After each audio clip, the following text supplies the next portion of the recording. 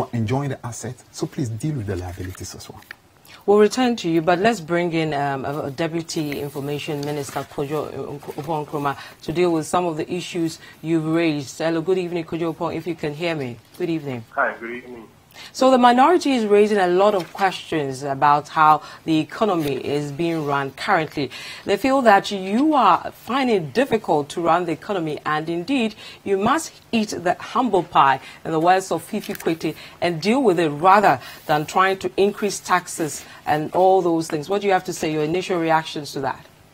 Let me say good evening to my brother Fifi and to your listeners, but if they say we're having a difficult time running the economy, what are the specifics? Hello, could you?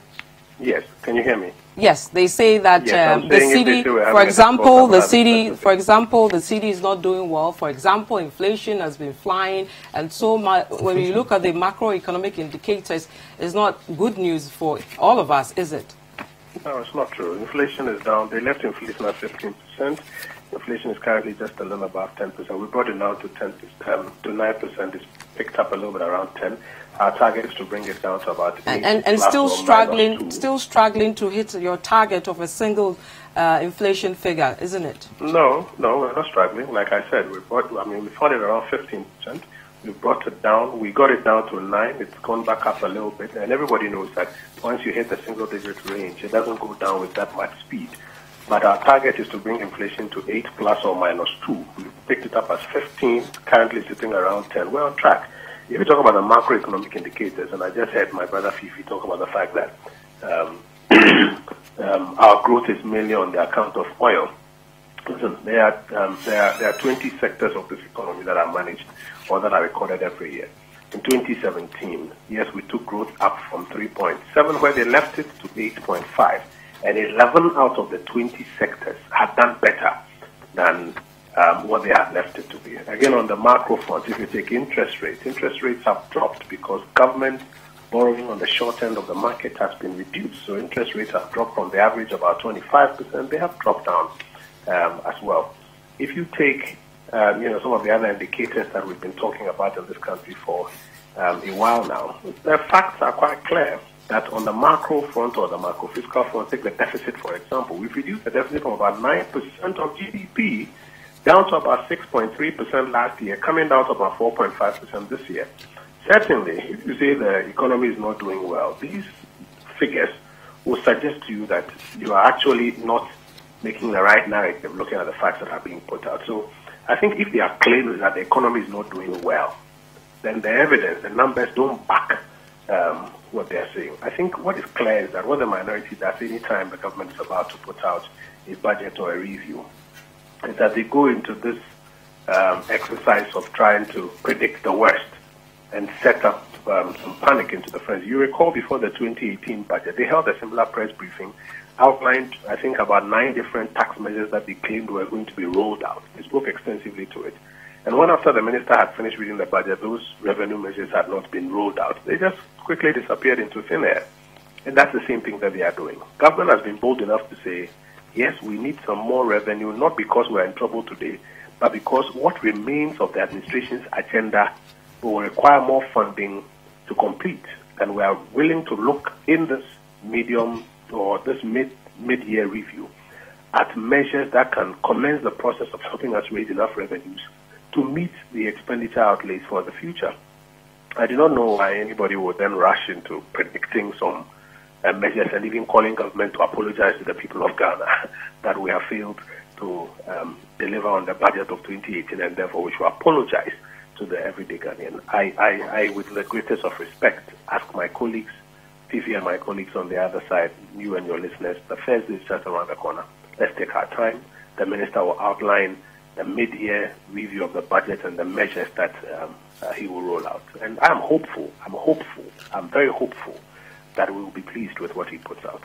Now, what are some of the measures you intend to put in place to deal with the issue of revenue? And should we avoid the discussion of likely increase in taxes? I think it is a healthy discussion. This is one of the first times I've heard the people of Ghana have a conversation in which, one, they acknowledge that looking at the programs of government and our desires as a country, we need to raise more revenue. And two, where the people of Ghana say, while we agree that we need to raise more revenue, we don't think that A, B, C, as is being speculated, are the right revenue measures, but D, E, F are appropriate measures that we are willing to consider. I think that it's a mark of a people who have risen up to who they are and who are participating in this conversation. Now, in terms of what measures will be rolled out, I think it would be very unprofessional and inappropriate on my part to purport to outline them before the finance minister speaks. And I'm sure you would grant me leave not to go into that. But suffice to say that the measures that the minister will roll out, I am very hopeful that there will be measures that help us to raise revenue without burdening the same old taxpayer, and therefore measures that the majority of Ghanaians will be able to rally behind. Okay, so hang in there. So, Fifi Kweche, from your statement, you guys are claiming that we are likely to see an increase in value-added tax from 17 to 20%, introduction of the corporate minimum tax, imposition of an excise tax on luxury cars, for example, reintroduction of supposedly abolished taxes, increasing communication taxes from the current 6%, and increasing SNID contributions to NHIL. Where are you getting all these from? Thank you very much.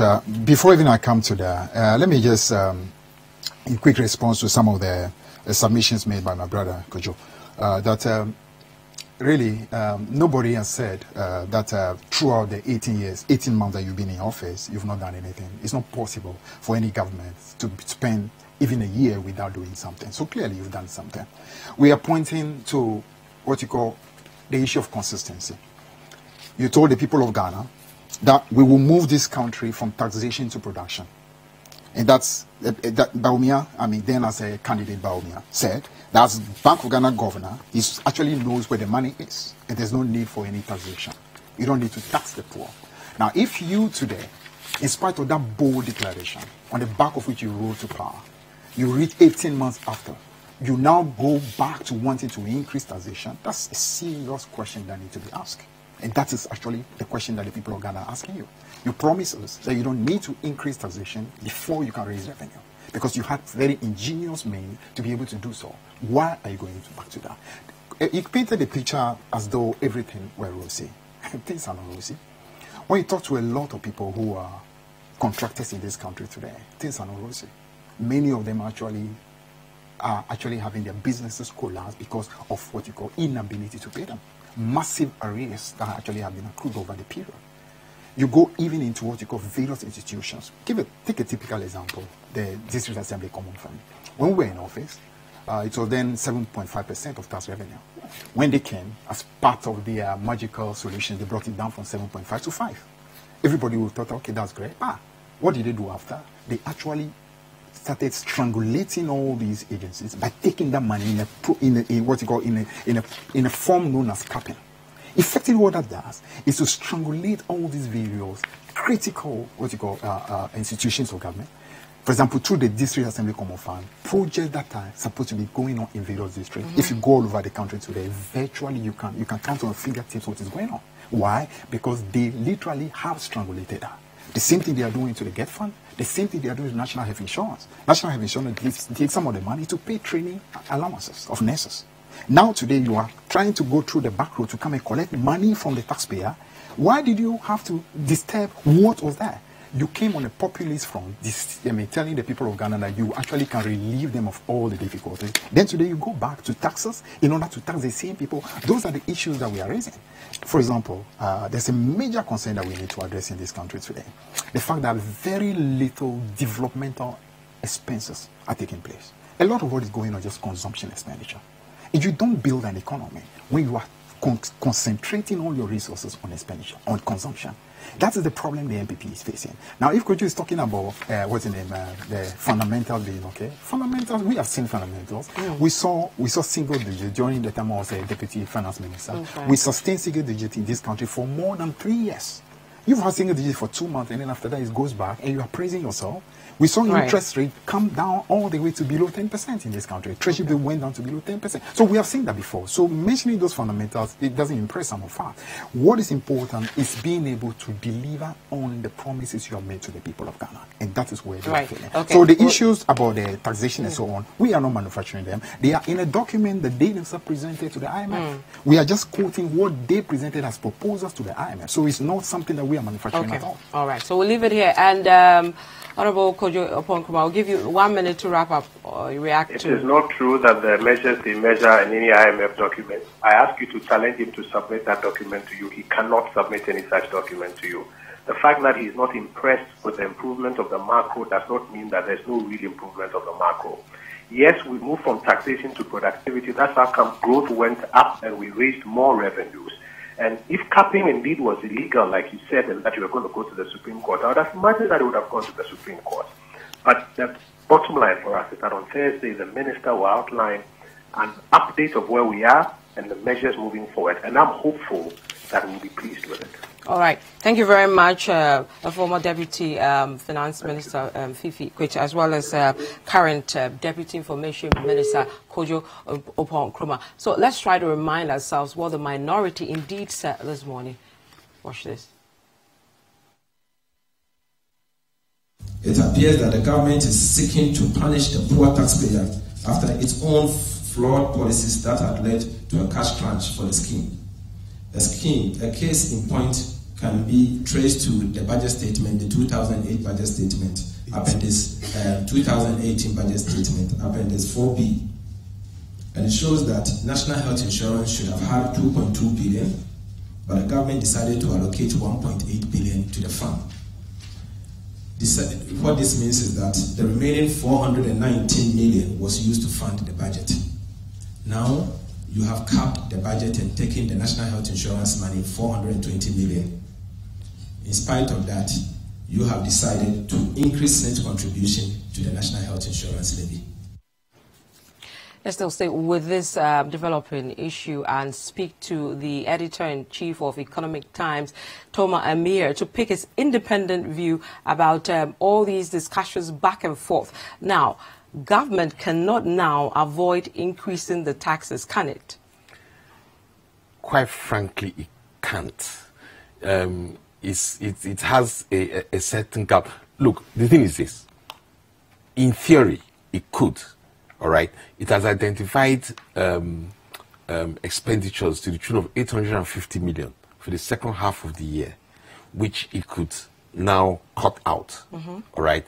If it cannot get substantial increases in tax revenues. All right. Now, these are basically is capital expenditure. What it now means, you won't have a capital expenditure budget because already your tax revenues are taken up by salaries and interest payments on the public debt. All right. So there's very, very little space in which to maneuver. And being that this thing happened last year, I mean, our capital budget, our capital development budget was virtually cut out. They don't want to do the same thing again this year. So while in theory they could do without the tax increases, practically they can't. They can't. What would you say they can do to avoid this tax issue? Well, look, there are certain initiatives. It's very strange. You see, there are certain initiatives they announced in the 2018 budget, which amount to substantial amounts of money, which they don't even following up on. They said the divestment of state assets, right? For example, the VRA thermal units. This in the budget, that was supposed to bring you 1.4 billion Ghana cedis. Monetization of goods mining royalties was supposed to bring in monetization of good royalties was supposed to bring in 1.4 billion. Divestment of certain state assets was supposed to bring in 1.7 billion. It hasn't happened. These things have not yet happened. I don't know whether the finance minister is going to announce that they are going to happen during the second half of the year or not. But right now, it's as if, I mean, from the different things we're hearing coming out of the finance ministry and what Gabi is saying, those things don't seem to be quite on the table. Beyond that, there are certain tax schemes which they had already agreed to implement, which are running behind schedule in terms of the revenues coming in. The excise tax revenue, for example, electronic point of sale devices for tax. There was something else against some special audits. All right. And as I was saying on the program on Citi TV last night, there's some other issues as well which I think we have not addressed properly, even though we've identified the problems in tax administration. Transfer pricing, for example. Ring fencing of extractive industry projects, whereby currently mining and oil and gas are still able to find ways to offset their tax liabilities from profitable projects against losses, you know, on the ones which are not yet making revenues. These are things we are supposed to have addressed. We've been saying we are going to address them year after year after year. These things, if you really calculate how much we're losing on some of these things are much bigger than what you get from an 0.5 or a 1% increase in VAT in a year. But we are still not addressing them. So I think that I'm beginning to get the impression that it's now time for the NDC to start accusing the MPP of the exact thing the MPP accused NDC of. The lazy man's approach. You know, when you need more, you just do consumption taxes. It's the easiest to apply, and you know, without actually addressing the real issues of tax administration that can solve some of these revenue. Right, and then the back and forth continues. I'm afraid we have to leave it here. Thank you very much, Toma Emir. He's an editor-in-chief of the Economy Times. Meanwhile, we have been speaking to business associations on the performance of the economy and what they want and do not want in the budget. According to the businesses, the city's recent slide against the dollar has affected their ability to plan effectively and has also eroded their profit margins. The businesses have also warned against any attempt to increase VAT since it will have a negative impact on imported goods. Benjamin Yeboah is the National Welfare Chairman of the Ghana Union of Traders Association, GUTA. As businesses, we always look for that conducive environment to do our business. That's the main thing. Secondly, any tax that is problematic in terms of doing our business, we would wish that tax will be looked at. And secondly, it's not a matter of increasing taxes. That gives revenue to government, but rather looking at ways of collection and then thirdly, widening the tax net so that we can get a large amount of people who are doing businesses and not paying anything into the tax bracket. Those are things that we wish they will look at. And then also looking at our port of entries. So we look at those taxes which we are still having problems with, like the 2% special levy that has been there since 2030. We feel it has outlived its usefulness, and you should look at that tax, whether abolishing it or reducing it. And then lastly, to do with the VAT, because there's this thing in the air that there might be a probable increment in the VAT at the port of entry. If it's true, then we feel it's a problem. We seriously have to take a look at it. Then the VAT is a consumption tax, and therefore, if there's any increment in it, it's going to affect those of us like me and you who are all consumers. It will definitely increase prices. The Finance Minister, Ken Ofori-Atta, will be presenting the mid-year budget review to Parliament next week, with many stakeholders speaking against the introduction of taxes and measures that will hurt the business community. Meanwhile, the acting chairman of Abosokai Spare Parts Dealers Association, Clement Boateng, tasked government to stabilize the city. The city, he said they are working out, they are putting things in order, and also try as much as possible, you know, to shore up the reserve at the Bank of Ghana, so that it will, you know, make the city regain its strength. So these are the areas that I'm looking up for the finance minister to, you know, to address in the presentation of the mid-year budget. As a businessman, I'm worried, because when it happens like that, then it means every now and then you have to add additional money before you'll be able to, you know, go in for the foreign currency. Because assuming last week it was 470, as I'm talking to you now, it's almost about 480. 4 cedis, 80 pesos to the dollar. So if last week I was going to change $1,000 and I had to go with 4,700, and this week is 4,800, I have to add additional 100 cedis to able to make up the shortfall. So this is an area that the government should try as much as possible to work on it, because when it happens like that, it impacts negatively on our business. From issues relating to the budget, let's move to other matters now. And state prosecutors have called the executive director of the Cocoa Research Institute, Dr. Franklin Menu Amua, as the first prosecution witness in the trial of former Cocoa Board boss Stephen Opuni and 2 others. Now, Dr. Amua, who is said to have tested the fertilizer brought to Cocoa Board by Agricult Ghana Limited in his evidence in chief, explained to the court processes undertaken before, during, and after testing fertilizers brought to them. Former Chief Executive of Cocoa Board, Stephen Opuni, is facing over 27 charges over some alleged corrupt practices during his term of office. He has been sued together with one Seydou Adongo, CEO of Agricult Ghana Limited, beneficiaries of his supposed fraudulent contract worth 43,120,000 cedis. The contract in question spanned the period between 2013 and 2016.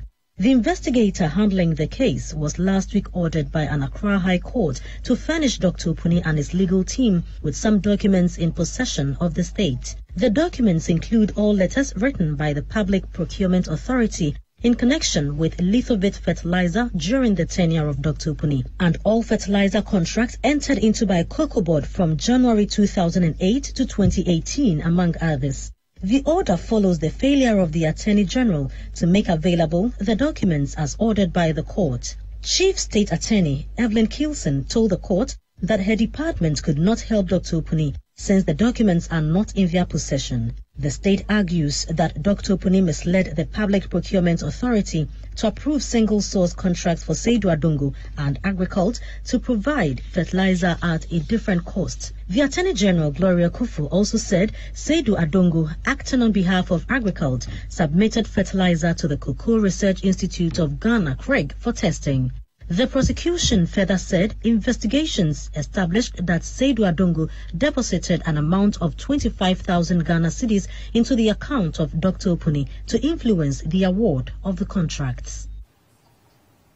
You're still watching CNR on Citi TV, coming to you from our studios here at Adabraka in Accra. I am Umaru Sandamadu here with Vivian Kailoko. When we return, floods in the eastern region have displaced over 2,000 residents, and NADMO officials are calling on residents to move to higher grounds.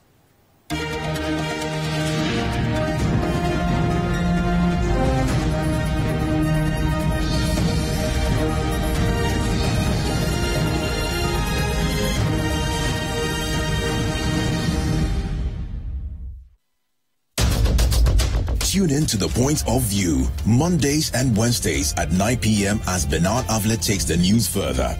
He will bring the right guests, ask them the relevant questions, and get you the real insights you need on the big stories for the day. What one action have you taken? What one statement have you issued? Well, we've been issuing statements, even this... on the specific issue of... This very one. Of no bed syndrome. Since you are saying that you've heard this before.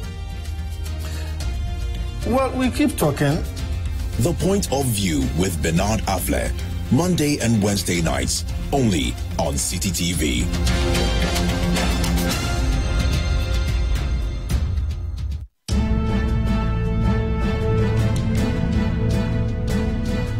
It's engaging, detailed, and loaded with factual and incisive analysis. It's The Big Issue, your preferred Saturday morning news and current affairs analysis program on Citi TV. Tune in this and every Saturday at 9 a.m. and hear the newsmakers discuss the top issues for the week. At that time, Charlotte was complete. I'm not defending Charlotte. I'm talking about the way we behave like hypocrites and ostriches in this country. At that time, she was a perfect person. It's The Big Issue with Selah Madonu on Citi TV. This and every Saturday at 9 a.m.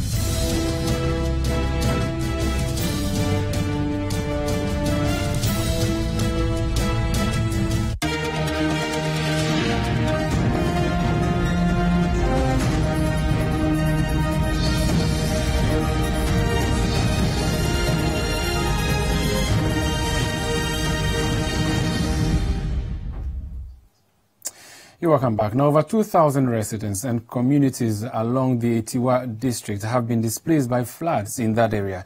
The situation has brought both social and economic activities to a halt. There is more in this Citi News report. Resident at Asunafo, JJT, Nkrakan, Mampong, Akuboso, Sinasi Krobomu, Abomosu, Moso, and Amnomem, all in the Etiwa district of the eastern region, have been affected by a heavy downpour which began 4 days ago. Rivers such as Brim, Sea, Abomosu, Tatia, and Asunafo have all overflowed their banks into communities, trapping residents in their homes. Roads linking these communities have all been cut off due to the severity of the flood, bringing both social and economic activities to a halt. Frank Amenin Ampabin, an opinion leader at Asunafo, who spoke to Citi News, indicated that both cash and food crops belonging to over 500 farmers in the community have been destroyed by the flood. Oh, really? We could count about over 100 farmers. When we started the registration of farmers who have been affected by this flood, we first registered 150. And yet, people are still complaining that they have their farms destroyed by this serious flood. So we could count of about 200 plus farmers who have been affected by this flood. The National Disaster Management Organization has provided the community with 2 boats to help transport residents and traders cross over to the other communities. So we called that arrange for 2 boats, which currently one is operating at the end of Asunafo, and then the other one is when we are going to Abomosu. Currently, as we speak, Abomosu people cannot enter the district capital through any accessible route. Rather, if they can get anything, they have to go through Osio in the Praibidum district. Likewise, in Asunafo cannot use the access road from here to Abomosu to Abin. Rather, they have to go back to GJT and use the Kumasi highway. So currently, what we are doing is transporting people who are being trapped at the 2 ends. So we have one boat at the other end, and then we have one here. Kwabna Penyin, the district chief executive of Etiwa, who visited some affected areas, promised to get contractors to speed up work on the roads. The Assembly is trying its best to support the community in this their difficulty. But if you ask for a long term, the government under its excellency has given out this road for construction. And I called this Federal Roads officer, and then he told me that they have contacted the contractor working on the road. Then they come to have a look at the nature of the flood. Then we need to also inform them what we have to do in respect of culverts or drains that we have to construct. But workers of First Sky Construction Company, contractors working on the roads in the area, say the perennial floods will slow progress of work. From Etiwa in the eastern region, Ni Amate Kanaku reporting for Citi News. Now, Parliament has passed a €47 million loan for the construction of Phase 2 of the University of Ghana Medical Centre. The UGMC has been the subject of national discussion following its non-operationalization more than a year after Phase 1 was completed. Now, public pressure and a media campaign led by Citi FM has caused government to announce its opening on July 18th. The €47 million loan from the Bank Hapoalim of Israel is in 2 components, a €40.6 million export credit facility and a €6.5 million commercial facility. Phase 2 of the project will equip the hospital with facilities such as a VIP maternity and private floor, cardiovascular and open heart surgery unit, and a neurosurgery unit. Contributing to the motion on the loan, minority member of the Finance Committee and MP for Ho Central, Benjamin Komla Kodo, said government should make the centre run and pay for part of the loan contracted for the Phase 2, since it has immense potential to generate its own revenue. This second phase is principally for revenue generation, which means that the hospital is going to earn money from operating the facility. Now, if we just allow the repayment of the loan to come from the National Debt Service account, it means that accountability at the hospital will be difficult to realize. So we think that there should be an on-lending agreement for a portion of the loan.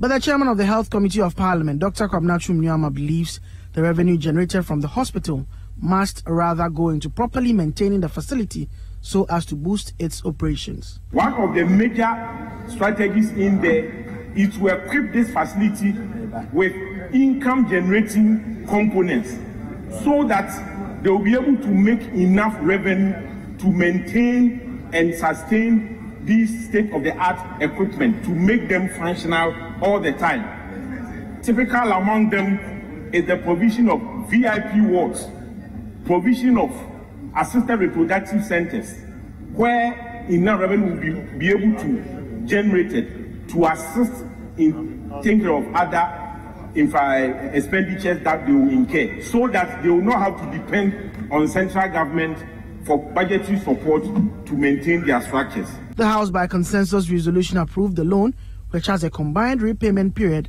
of 14 years. For Citi News from Parliament, this is Duke Menson Opoku.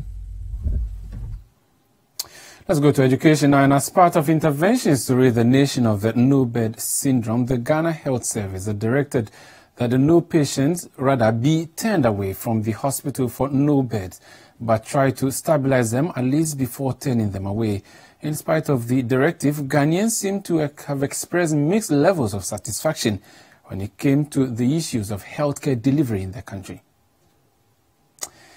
The nation was in uproar after news broke over the death of 70-year-old Prince Anthony Opokwe Champong, who was denied medical treatment at 7 hospitals over claims of no beds. The period after was characterized by several dialogues among stakeholders in the health sector and directives, all aimed at putting an end to what had become known as the no-bed syndrome. 4 weeks into the matter, Ghanaians still have mixed views on government interventions so far. Some, like Camille and Sylvester, however, have experienced some improvements. I think it's better than before, but I told you earlier that I came with my mother, and the moment that we came, they complained that there's no bed for us to put our mother on. But in a few minutes, they brought the bed, and the bed store was good. And after that, we reached at the emergency side. After that, they told her before tomorrow morning they will send it to the top at Ward 4. And we came to find them. Our mother is on Ward 4 on good bed. She has slept. And I was there to the board people. They gave them the bed. I now see someone at the board that they said, "Oh, there's no bed. There's no bed." Well, I believe the situation has improved because I come all the way from the north, and when my wife was referred here, in fact, we were scared. It took us about a month before we decided to make a try. And when we came, actually, she didn't have any problem with the bed issue. She was asked, she had to run some tests and then was asked to come on Tuesday, and that Tuesday she was admitted. But for the majority of Ghanaians, the situation must get better. They voiced their recommendations to Citi News. Okay, I think something has been done, and probably it's still being done, but maybe more could also be done. I don't think we can blame the staff of the hospitals for such incidents. I think it's a genuine problem that concerns us all. And as citizens, those who are well-to-do can come in to help if they can really assist. And I believe the government should also do more by pumping a lot of money into the health sector, since we all will do well if our health sector is doing well. The way forward is that it doesn't cost anything as a nation for us to provide lots of beds to our various health institutions. Of course, we can afford V8s for over 275 parliamentarians and a number of cars for our politicians and whatnot.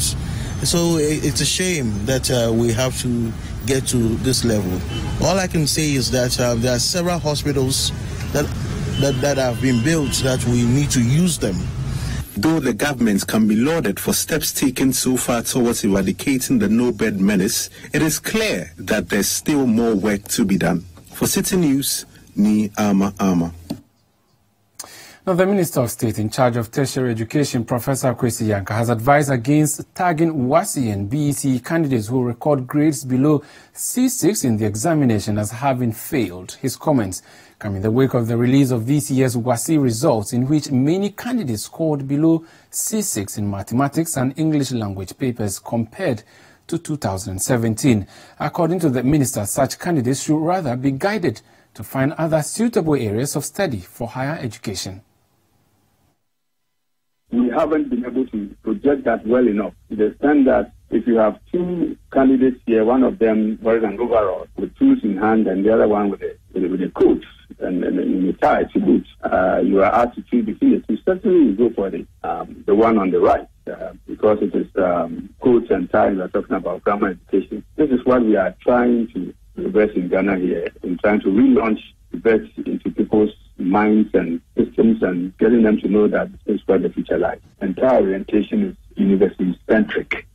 So they are giving you the kind of results for those who qualify to enter universities in Ghana. Unfortunately, they leave out a big chunk consisting of those who got G7, E8, and so on and so forth, who may have passed, but according to the current regulation, they're not qualified to enter the university. They don't even tell you where else can they go, but the results, it looks like university or damn it, university or forget. So very terrible results coming through there. The Minister of State in charge of tertiary education is advising against tagging them as failures, and he is actually talking about alternative means. But what are the teachers doing? Who should we hold responsible? Is it a case of the students failing, or the teachers rather are failing to do a good job? Angel Kabono is president of the National Association of Graduate Teachers, mostly teachers deployed to the senior high schools. Abysmal performance. I don't think so. It is no different from what has been what pertains in the previous or past years. We have the results of 2015 for mathematics. We have those who had A1 to C6 in mathematics in 2015 is 25.29%. In 2016, we have 32.83%. 2017 mathematics, we have 42.73%. So the trend is no different. Now, the mistake we are making is to create the impression as if we are preparing students for university. The mistake we are making is to think that those who got above C6 have failed. The mistake we make in this country is to think that every child is prepared for grammar type education. And that is why we are drawing the conclusions that we're drawing. Angel, the point of going to secondary school is to proceed for many, and you are not sure who would want to proceed or otherwise. If 90,000 of the students who came out of your schools are unable to proceed, whether they like it or not, that is a failure you must be admitting. Yeah, but when we present over 289,000 students in the WASSCE exams, we provide over almost 300,000. And you are saying because 90,000 cannot proceed to university is a failure. I have a difficulty with that. Because you do not know whether these persons have other plans in mind. They probably want to go to university. It is for this reason most of them would have to re-register and write again because they want to go to university. Because, you see, we have structured our educational system in such a manner to think that every child, regardless of the environment he or she comes from, regardless of his mental capabilities, his physical abilities, should be able to do grammar education. So how do you expect to fill over 300,000 students for an exam or for a system, and you think that all these 300,000 students are prepared for grammar type education? And are you not too surprised that when you call somebody to tile your house, when you take 10 of them, 7 will be coming from neighboring West African countries, just because of the type of education system that you have in this country? So and then today when you talk about unemployment, when you have majority of your students doing humanities in the universities, coming out of the universities and not finding jobs, it's because of the type of educational system you have. Your solution is? My solution is for us to review the type of educational system that we are implementing or practicing in this country. So that we have what? Also that we have something that is more practical based, that will feed the intermediary needs of our nation, that will propel this nation forward industrially. Anything short of that, we are just deceiving and chiding ourselves. But you see, currently what we have, the situation is that you've terminate basic school and proceed to senior high school. It has been made free, because government intends to pump so much in it and make it, valuable for people who hold that certificate. Currently, your job as a teacher is simply to ensure they pass. Absolutely. Pass with distinction. Absolutely. And that is where you have failed, and that is where you should be accepting the blame for. As a teacher, if you give me 300,000 students, and I've passed more than 210,000, you say I failed? It's success and for even you. that 90,000 that you are talking about, it is not as if they failed abysmally. It is because of the certain grade that we have set for ourselves that they could not attain, which is the C6. But I can tell you, there are students who have left our schools with D7 and E8, and they've gone on to do better things outside Some of these students are watching us now. Would you advise them to re-register for the NOVDEC and write these exams, or you would advise that the universities perhaps lower their admission targets? I don't believe in lowering standards. Okay. I don't believe in lowering standards. But you think that the standards are good, except that the marking scheme may not be as favorable in... You see, we are people who have been left in a certain quagmire in history by our colonial masters, and we are very satisfied to remain there while the colonial master is progressed. In education, we are doing the same thing that you and I did. I mean, of course, if I say you and I, as if we are the same age. That would be very unfair to me. We're doing the same thing that some of us did when we're writing O-level, A-levels. You understand? And you cannot succeed like that. You cannot progress like that as a nation. But as it is, that is all that we have, and I will advise them to perfect themselves in all that we have. That is not to say all that we have is the best. But that is only all that we have. But still, you haven't given me the advice. So should they go to, should they... No, I will want them to better themselves in the inadequacies that we have created without lowering standards in the Which means that you are admitting that so it's a problem.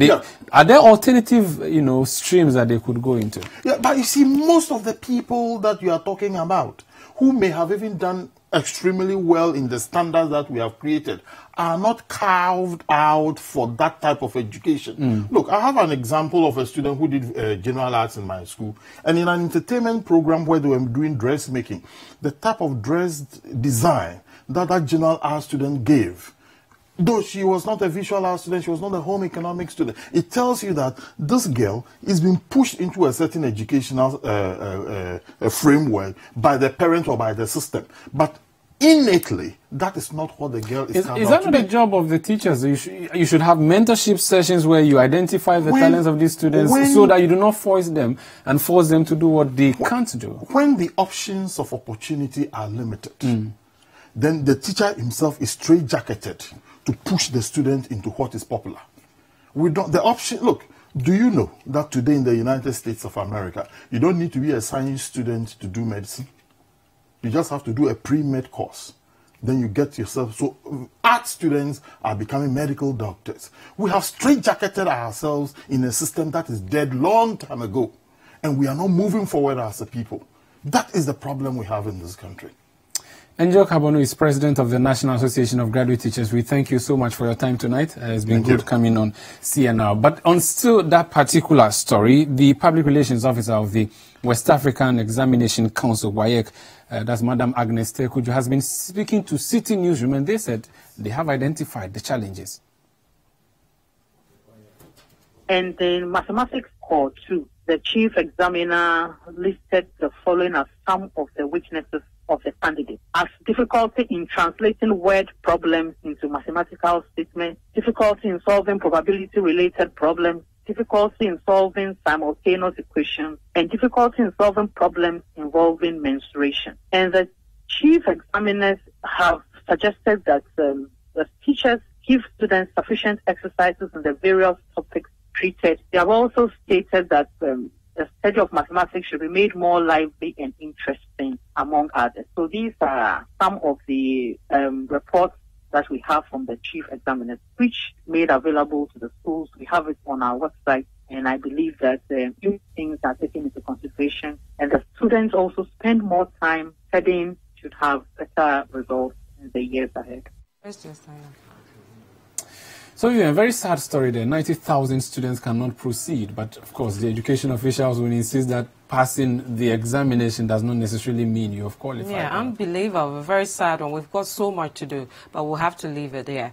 So that's it for the Citi Newsroom. Visit citinewsroom.com for more news. My name is Vivian Kai Loko. And I am Umaru Sanda Amadou. Thank you so much for your time.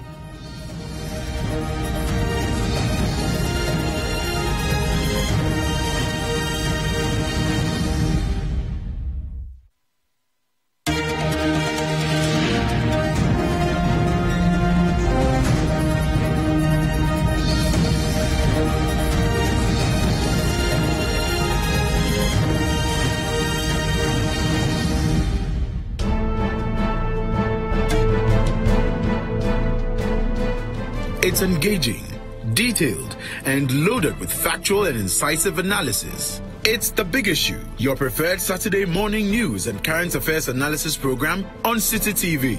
Tune in this and every Saturday at 9 a.m. and hear the newsmakers discuss the top issues for the week. At that time, Charlotte was complete. I'm not defending Charlotte. I'm talking about the way we behave like hypocrites and ostriches in this country. At that time,